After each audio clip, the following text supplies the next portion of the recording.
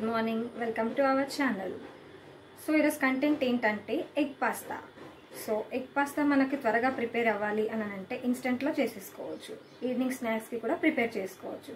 So దానికి కావాల్సిన ingredients ఏంటో చూపిస్తాను రండి.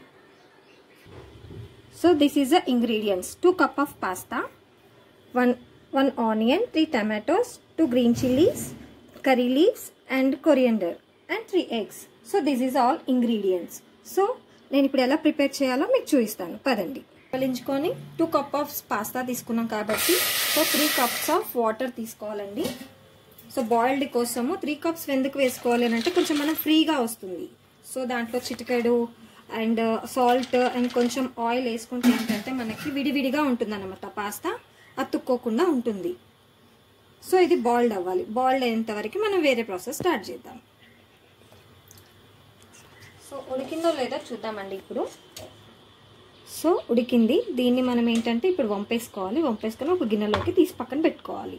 చూడండి ఫ్రెండ్స్, వంపేసుకున్న తర్వాత మనకి ఇలా ఫ్రీగా ఉండాలి. ఇలా పట్టుకుంటే ఇలా ఉండాలన్నమాట, మెత్తగా. సో ఇప్పుడు దీన్ని మనం ప్రిపేర్ చేసుకుందాం పదండి. స్టవ్ వెలిగించుకోవాలి. స్టవ్ వెలిగించుకున్న తర్వాత ప్యాన్ పెట్టేసుకొని ప్యాన్ పెట్టుకోవాలి. Oil 1 spoon oil. మీకు ఎక్కువగా కావాలనిపిస్తే కొంచెం లైట్గా హాఫ్ చేయదండి. ఇప్పుడు వాటిని కొంచెం కాగనివ్వాలి. So oil వేడెక్కిందండి. దీంట్లో కాసంత జీలకర్ర, కాసంత ఆవాలు. ఇది కాస్త వేగిన తర్వాత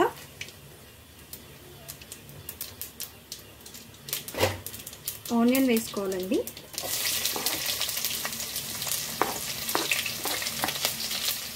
ఆనియన్ వేసుకున్న తర్వాత కొంచెం కలర్ బ్రౌన్గా రావాలి.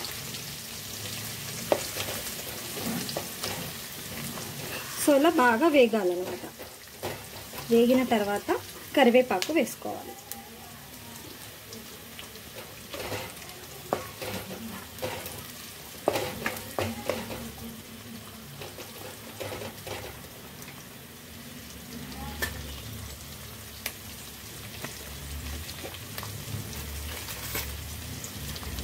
వేగిన తర్వాత అల్లం వెల్లుల్లి పేస్ట్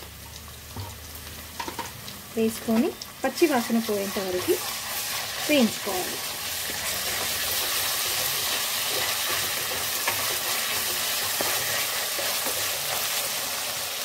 ఇప్పుడు చిటికెడు పసుపు తగినంత కలుపుకొని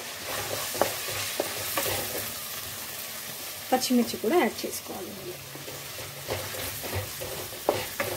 దీన్ని బాగా మగ్గనివ్వాలి కాసేపు.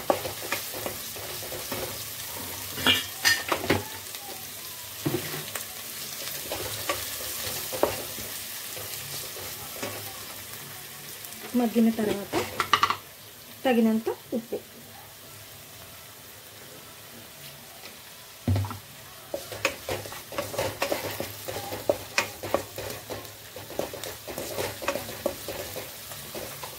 చూడండి వేగాయి కదండి. ఇప్పుడు దీంట్లో టమాటా ముక్కలు వేసుకోవాలి. టమాటా ముక్కలు వేసుకొని కాసేపు ఉడికించుకోవాలి. ఇలా చూడండి ఎలా ఉడుకుతుందో. ఇలా మనం చూసుకుంటూ కలుపుకుంటూ ఉండాలన్నమాట. ఎందుకంటే మనకి కింద అడుగంటకుండా కలుపుతూ ఉండాలి.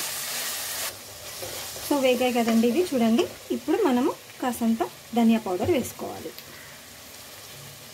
మీకు కావాలి టేస్ట్కి ఇంకా కావాలి అని అనుకుంటే దీంట్లో చికెన్ మసాలా కూడా వేసుకుంటారండి. కానీ నేను ఇందులో వేయట్లేదు అనమాట. ఆ ఫ్లేవర్ అనేది చేంజ్ అయిపోతుంది. చూడండి మగ్గిపోయావండి ఇప్పుడు. సో దీంట్లో మనం వచ్చేసి గుడ్లు పలగొట్టుకొని వేసుకున్నాం. నేను 3 గుడ్లు తీసుకున్నానండి. ఒకవేళ గుడ్లు మీకు ఎవరైనా ఎక్కువగా తినాలి అని అనుకుంటే ఇంకా 2 గుడ్లు వేసుకోవచ్చండి. సో చూడండి గుడ్లు ఎలా వేసుకున్నాం కదా గుడ్లు. సో ఇలా మనం తిప్పుకోవాలి. ఒక 1 minute ఇలా వెయిట్ చేయాలన్నమాట. సో ఇలా కలుపుతూ ఉండాలండి. మనము కలుపుకుంటూ ఉండడం వలన ఏంటంటే కింద మనకు అడుగంటది అన్నమాట. సో చూడండి ఇలా ఉడికింది కదండి. బాగా గుడ్డు బాగా పచ్చి వాసన పోయేంత వరకు మనకు గుడ్డు స్మెల్ రాకున్నట్టు బాగా వేయించుకోవాలి. సో ఇప్పుడు దీంట్లో మనం పాస్తా వేసుకుందామండి. పాస్తా వేసుకొని ఇలా కలుపుతూనే ఉండాలి. దానికి బాగా పాస్తాకి ఎగ్ పట్టుకునేలాగా కలుపుతూ ఉండాలి. ఒక 1 మినిట్ కాసేపు మగ్గనివ్వాలి. ఒక 1 మినిట్ సిమ్లో పెట్టుకొని మగ్గించుకోవాలి.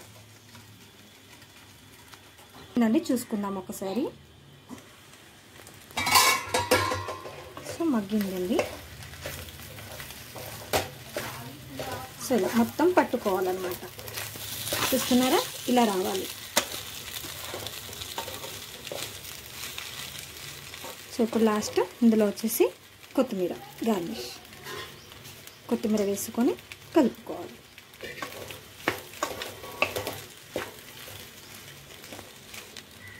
సో ఇదండి ఎగ్ పాస్తా రెడీ.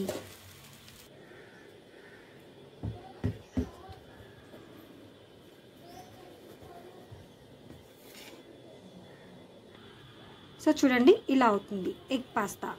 సో దీన్ని వచ్చేసి మనం ఇలా విడివిడిగా ఇలా తీసుకొని తినొచ్చు. దీంట్లో మనం సర్వ్ చేసుకోవడానికి సాస్ కూడా కెచప్ యూస్ చేయొచ్చు. ఇష్టమైన వాళ్ళు వేసుకొని తినొచ్చు. సో ఇదండి నా ఎగ్ పాస్తా ఈరోజు కంటెంట్. సో లైక్ చేసి, షేర్ చేసి, సబ్స్క్రైబ్ చేసుకోండి. Thank you guys. బాయ్.